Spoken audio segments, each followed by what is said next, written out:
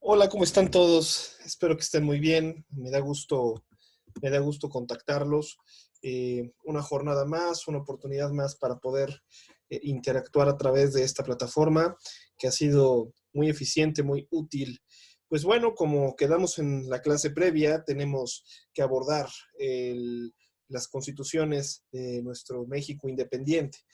Ya cruzamos por la época del protoconstitucionalismo y experimentamos sin duda algunos sinsabores con esta etapa post primer imperio en el que tuvimos muchos presidentes y en el que los caudillos, estos caudillos de siempre, bueno, no dejaron de interactuar para tratar de quedarse con la silla presidencial.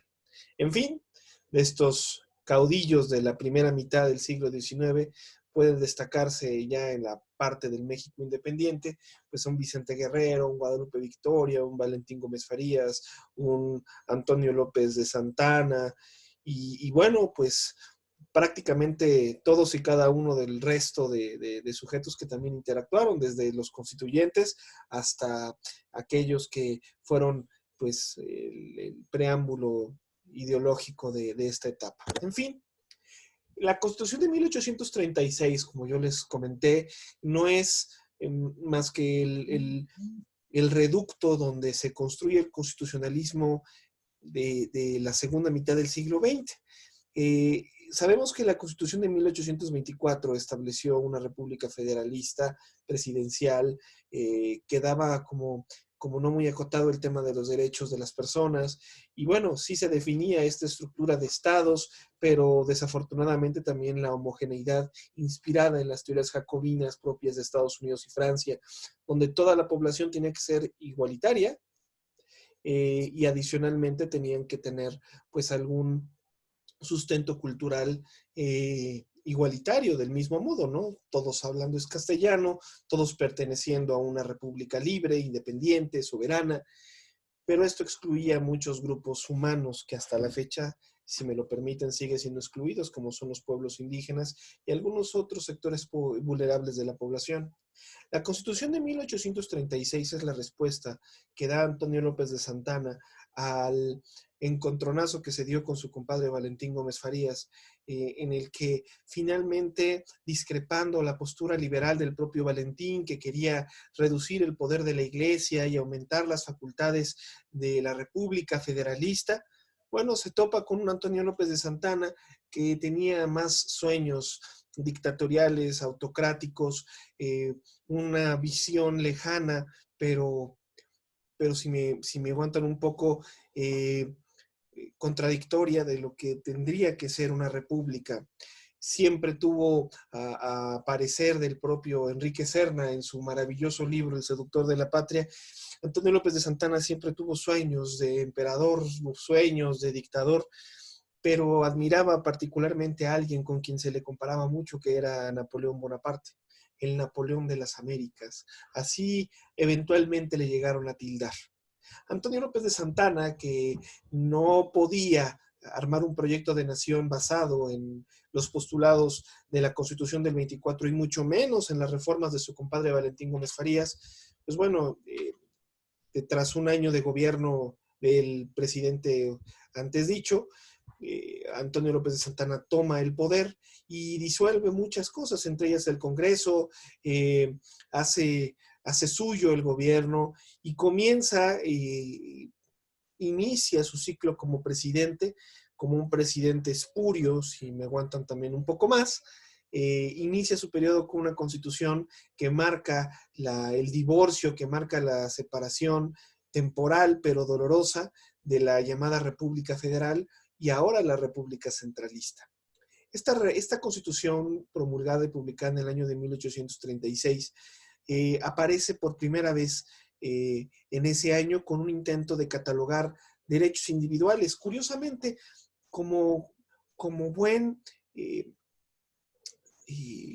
adorador o admirador de las visiones napoleónicas, Y sí, también se dice que como buen masón, Antonio López de Santana no podía separarse del todo de la visión liberal de la Constitución del 24. Tenía que recuperar un poco de todos los postulados jacobinos y masónicos de la época, y él, en esta Constitución que él propone, la de 1836, genera un catálogo de derechos humanos, de derechos individuales, en los que se termina consagrando sin duda el derecho a la propiedad privada y un derecho al salario. Es una gran aportación. En esta Constitución, a manera de directorio, si me esperan, como también sucedió en la época post-Luis XVI, Luis XVI, esta época de revolucionaria francesa, en donde se armaron directorios para gobernar Francia. Bueno, este supremo poder conservador representaba con una serie de políticos y ciudadanos el poder soberano y absoluto del pueblo de México, un poder que incluso gobernaba a la propia Constitución y a todas las leyes ordinarias que de ella dimanaran. Este supremo poder conservador tenía la principal facultad de representar de manera decisiva y definitiva al pueblo soberano del México independiente. No queda muy en claro si Antonio López de Santana era el jefe, el líder, quien asumía la responsabilidad moral del Supremo Poder Conservador, pero esta es una aportación muy nutritiva de la Constitución del 36 que sin duda dota a lo que más tarde se vería en la propia Suprema Corte de Justicia de la Nación, dota de un principio de supremacía al constitucionalismo. Alguien defiende a la soberanía del pueblo.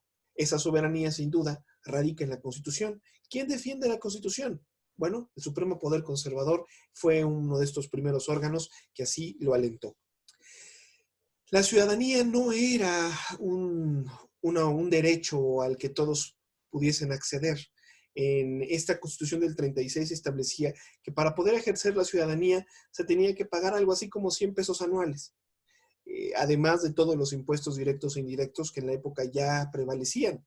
Eh, este, esta era como una membresía para poder excluir a toda la gente que económicamente no aportara o no nutriera a la República gobernada por el entonces Antonio López de Santana, presidente de México. Eh, Estos 100 pesos eran como un derecho, una membresía, insisto, para poder ejercer tus derechos políticos, cosa que sin duda hoy sería muy criticada. Pero bueno, hay algunos puristas que rescatan en este viejo modelo republicano la figura de un ciudadano que al menos económicamente se representa más pudiente, más capaz que el resto de los congéneres. Eh, Se admitía que todos aquellos que ejercían la servidumbre doméstica, es decir, todos los empleados domésticos, no eran ciudadanos. Entonces, otro descalificativo importante para este modelo es reprochar que los ciudadanos tenían que ser necesariamente hombres libres que no se dedicaron al servicio doméstico. En ese entonces y ahora se sigue discriminando mucho a las personas que nos apoyan, pero que sobre todo nutren con su trabajo los hogares del país. Y bueno, los estados dejaron de ser estados en el modelo federalista para convertirse en esta plataforma centralista en una serie de departamentos y los congresos locales se convirtieron en juntas departamentales. ¿Cuál es la principal característica del modelo centralista? Sabemos que en el modelo federado cada estado está dotado de autonomía, soberanía y bueno, capacidad para poder tomar decisiones dentro de su propia jurisdicción política geográfica. Para el caso de los gobiernos centralistas, sin duda el problema es que las decisiones se toman desde el centro del país, desde la capital, y pues bueno, esto va haciendo eco al resto del país a través de los representantes que en cada región se tengan de este poder central, de este poder ejercido desde la capital. Así que si se tomaba una decisión desde el centro, iba irradiando hasta los confines más lejanos de este territorio, hasta poder permear en aquellas juntas o departamentos muy remotos. Esto sucedía para todas las monarquías del siglo X al siglo XV en Europa, pero sin duda no era la mejor opción para países con una extensión territorial tan grande como México. ¿cuál creen que haya sido el efecto inmediato posterior a la Constitución del 36, que, insisto, dejó de dotar de autonomía, de soberanía, de independencia a los estados, elimina el tema del pacto federal para hacerse todo monopolizado al ejercicio y toma de decisiones del centro del país? ¿Qué creen que sucede cuando este eco evidentemente se rompe? Bueno, pues vienen una serie de vicisitudes importantes, entre ellas que varios de los estados que están en la periferia se sintieran totalmente olvidados, como lo sabemos, por ejemplo, con Yucatán o con Texas. En este caso, el segundo, pues logró su independencia. El Supremo Poder Conservador, que, como les decía, fue el antecedente más interesante, más curioso en su estudio para entender cuáles son las facultades de la Suprema Corte de Justicia de la Nación. Este Supremo Poder Conservador estuvo vigente desde el año posterior a la Constitución del 36 hasta el año de 1841. Curiosamente, en el año de 1841 vemos aparecer un nuevo texto constitucional, no federado, no centralista, un nuevo texto constitucional que nace de un movimiento de independencia y que sin duda viene a complementar muy bien lo que esta Constitución del 36, que sí tenía carácter nacional, vino a poner sobre la mesa. Me refiero a la Constitución de la Yucatán o del Yucatán Independiente de 1841, construida por Mariano Otero y por don Manuel Crescencio Rejón. ¿Qué facultades tenía este poder? Como ya se los platiqué, bueno, tenía facultades de anular las acciones de los tres poderes, tanto del Ejecutivo, el Legislativo y el Judicial, aunque, insisto, no queda claro quién ejercía el liderazgo moral, que finalmente la moral es un producto ideológico, es un producto pues francamente axiológico de los pueblos, pero no deja de tener un peso importante cuando se tienen referencias de liderazgo. No queda claro cuál era el liderazgo de este Supremo Poder Conservador, porque si finalmente podía tomar decisiones encima de los tres poderes, uno de los tres poderes estaba dirigido por el propio Antonio López de Santana, que él manejaba, representaba el poder definitivo y exclusivo del país. Por eso les digo que es como estas ternas que manda el presidente y que terminan construyendo pues autoridades independientes, y pongo eso entre comillas. Estimaba la constitucionalidad de los actos. Todo acto debe calificarse por constitucional o inconstitucional. Aquello que atiende o es apegado a la Constitución, no a la Constitución del 24 porque fue desconocida por Santana, sino a la Constitución del 36. Y aquello que es inconstitucional porque va en contra de esta Constitución. Podía manifestar adicionalmente, en última instancia, la voluntad del pueblo, como les dije, independientemente de lo que estableciera la Constitución o los tres poderes o las leyes ordinarias. Si el Supremo Poder Conservador, que estaba constituido por una serie de personas, asumía que cualquier acto de autoridad o cualquier ley o incluso cualquier disposición constitucional iban en contra de la propia injerencia o interés popular, bueno, podía tomar las decisiones conducentes al representar la última voluntad del pueblo. ¿Qué consecuencias funestas vemos de la Constitución del 36? Una Constitución para la que no estábamos preparados y que sin duda tenía más un nombre y apellido personal, me refiero a Antonio López de Santana, que realmente un sello, un pacto popular creado a partir de la conciencia nacional de la soberanía y la independencia.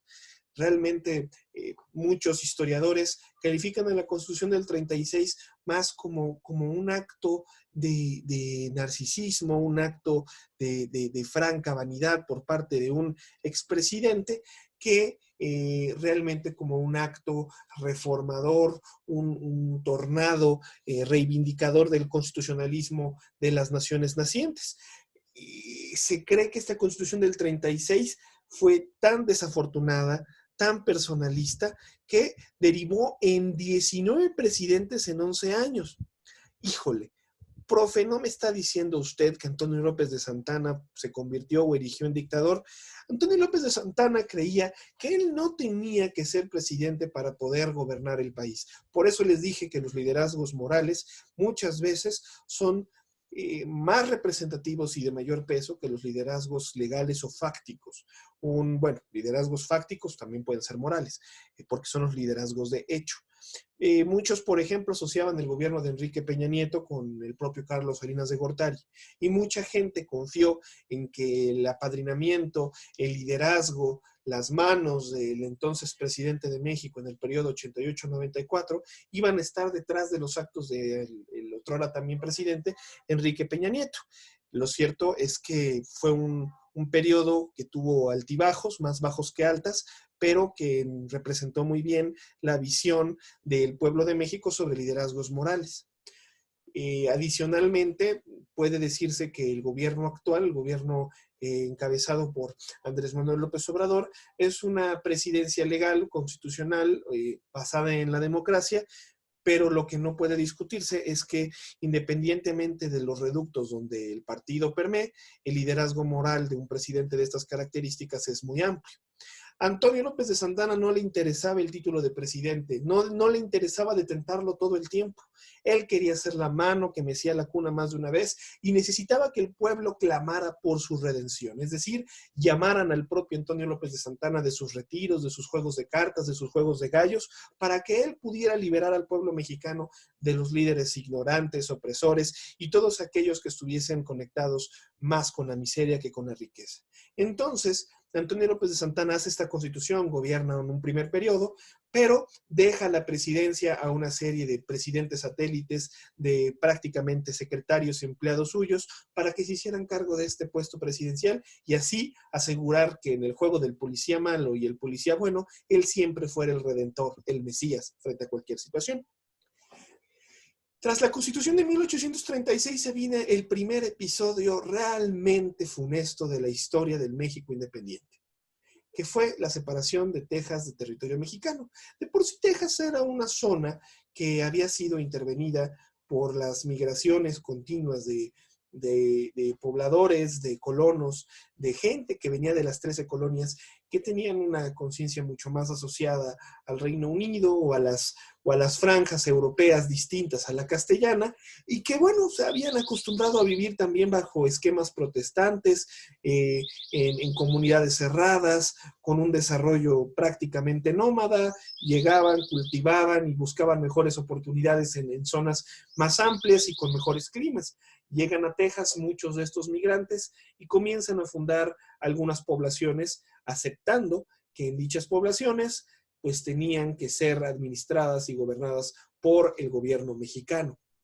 Pero para 1836, con la expedición de esta constitución, lo que antiguamente había sido una administración pues mísera, flaca, de recursos, pero una administración que no dejaba que ese territorio en particular quedara totalmente disuelto o hundido en la pobreza.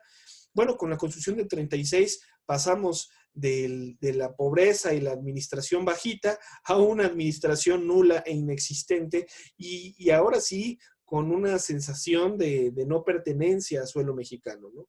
¿Por qué? Pues porque las decisiones antes se tomaban en Texas y ahora se toman hasta Ciudad de México, con el enorme riesgo de que jamás llegaran estas decisiones hasta suelo tejano.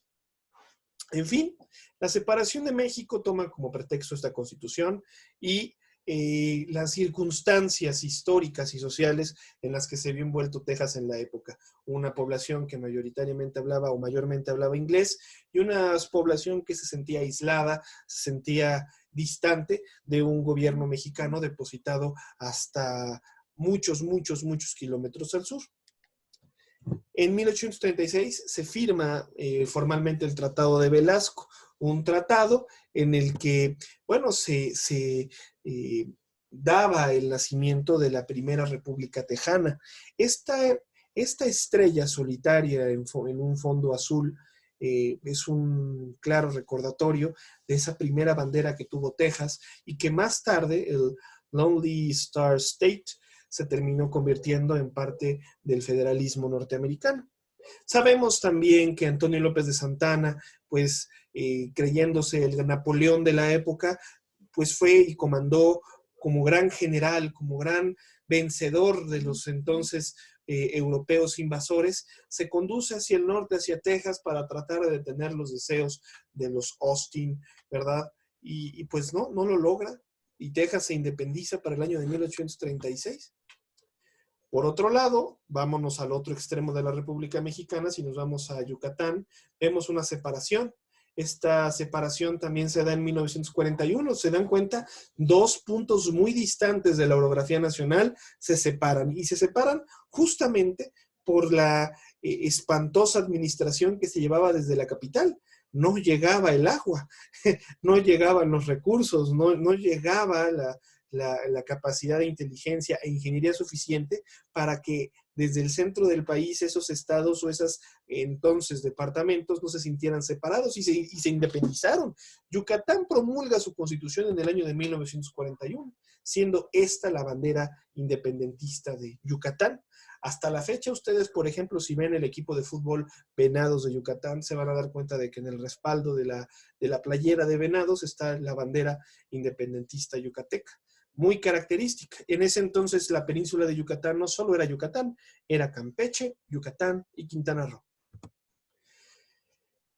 En esa época aparece en esa constitución, pues además de esta necesidad de reivindicar a la república y al federalismo, pues aparece en esta constitución yucateca independiente el juicio de amparo inventado por don Manuel Crescencio García Rejón y Alcalá. Este señor, don Manuel Crescencio García Rejón y Alcalá, no era abogado y sin embargo es el padre del juicio de amparo en el mundo. Este señor, como filósofo, porque él estudió filosofía y letras, se vuelve el padre de lo que actualmente agradecemos con mayor furor, que es el juicio de amparo. Profe, ¿qué es el juicio de amparo? ¿Es un recurso? No, no es un recurso. ¿Cómo se utiliza el juicio de amparo? Bueno, es un juicio que se promueve de manera independiente a los actos de autoridad y que juzga la constitucionalidad de los actos en razón o en virtud de los derechos fundamentales, las garantías individuales, dependiendo de la época de la Constitución. Esta misma Constitución de 1841 suprime el fuero de la Iglesia, es decir, retoma el verbo, retoma el pensamiento de Valentín Gómez Farías. Se establece también en Yucatán la libertad de culto. Y si ustedes creen que este tipo de arañazos legales, constitucionales, históricos, no permearon hasta la época actual, ustedes busquen en medios tan avalados como el INEGI, cuál es la concentración religiosa en el estado de Yucatán y se van a dar cuenta de que gran parte del protestantismo del país se encuentra depositado en Yucatán, Campeche y Quintana Roo.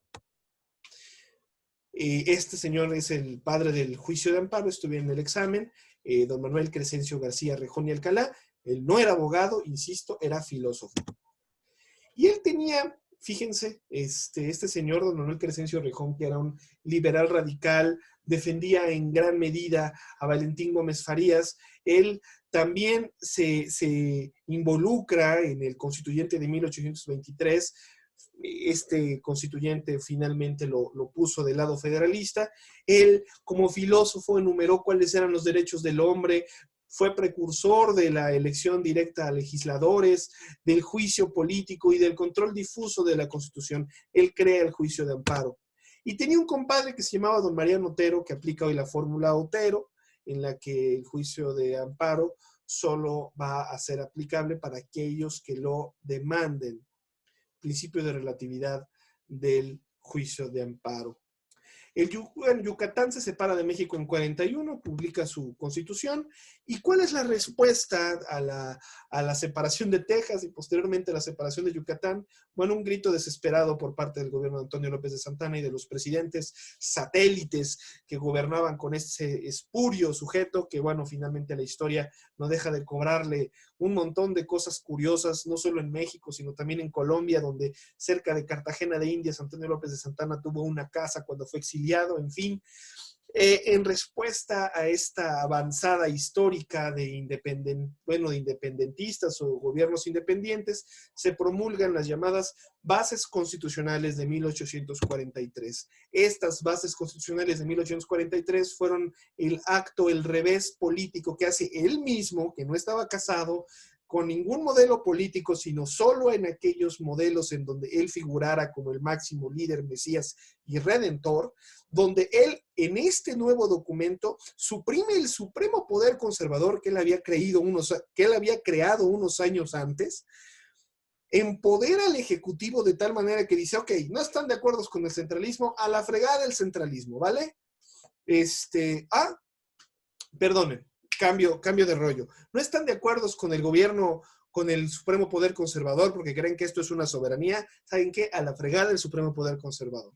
Voy a empoderar al Ejecutivo, que ahora va a tener facultades discrecionales. Si ustedes creían que me iba yo a amedrentar, ahora voy a aumentar con el poder, voy a aumentarme el poder a través del gobierno centralista, que ya estaba adaptado desde la Constitución de 1836.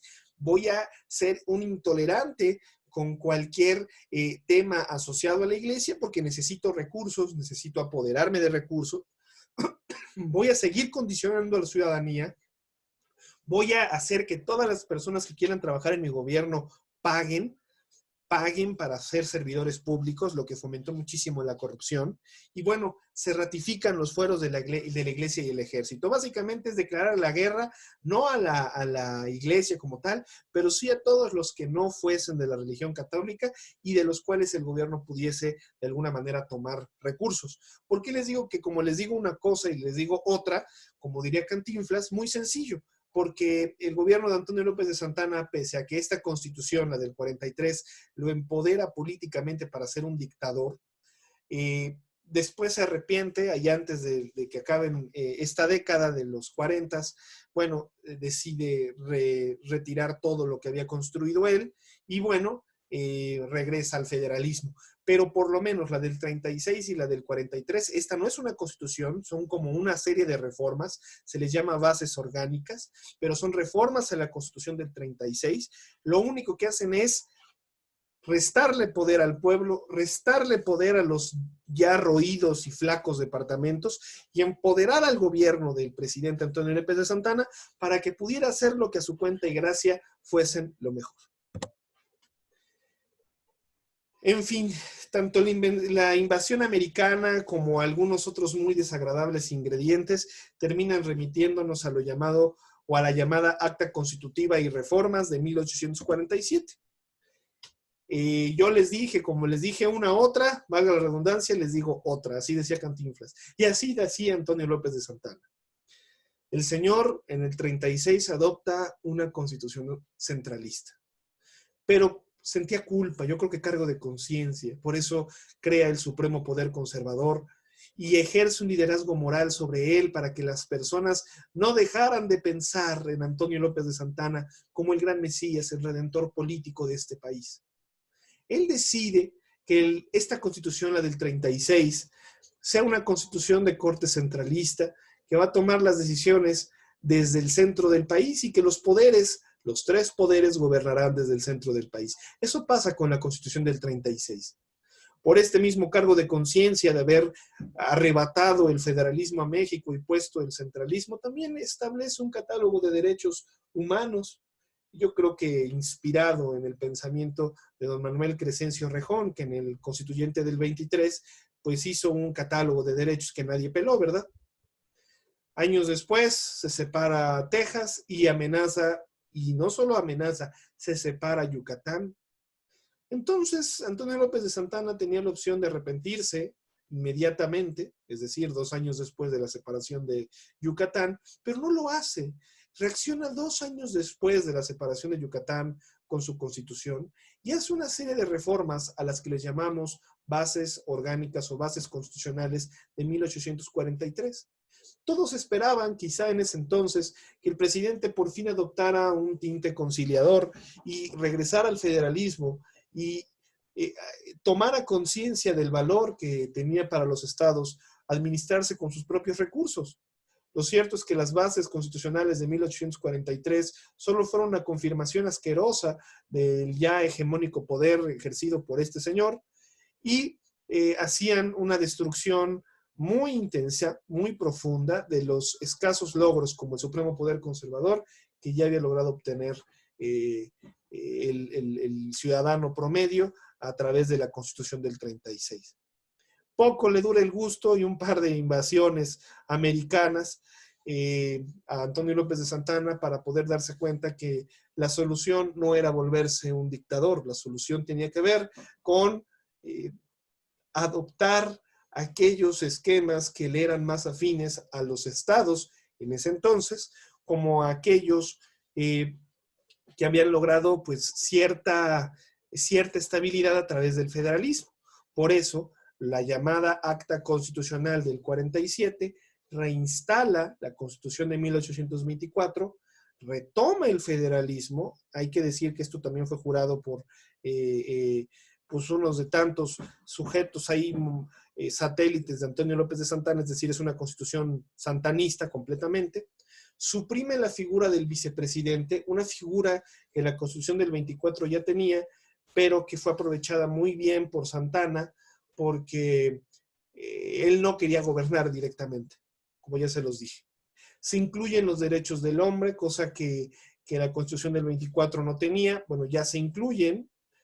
Se crea el órgano del Senado, antes había solo una Cámara de Diputados, y se adopta un mecanismo creado desde el 41 en la Constitución del Yucatán Independiente como una especie de negociación de, ok, regrésate al federalismo mexicano, yo Santa Anna, Yucatán, yo te doy chance de que regreses al federalismo mexicano, siempre y cuando yo cumpla con lo que tú me pides, que es incorporar a la Constitución Federal lo que don Manuel Crescencio Rejón y Mariano Otero habían creado, que es el juicio de amparo, y evidentemente reconociendo tu soberanía y tus derechos tributarios sobre tus ciudadanos. Esto hace el Acta de Reformas de 1847. Sabemos que los Estados Unidos ya estaban encima de nosotros desde antes del 47. Estados Unidos nos invade en 1847, toman la Ciudad de México. Y bueno, ¿qué antecedentes tenemos? Estos antecedentes, junto con el contenido que después les voy a compartir, bueno, son producto de otra clase. Yo les agradezco muchísimo que estén conectados, conectadas, y les mando un abrazo bien fuerte, cuídense mucho, y recuerden que no conoce su pasado, está condenado a repetirlo.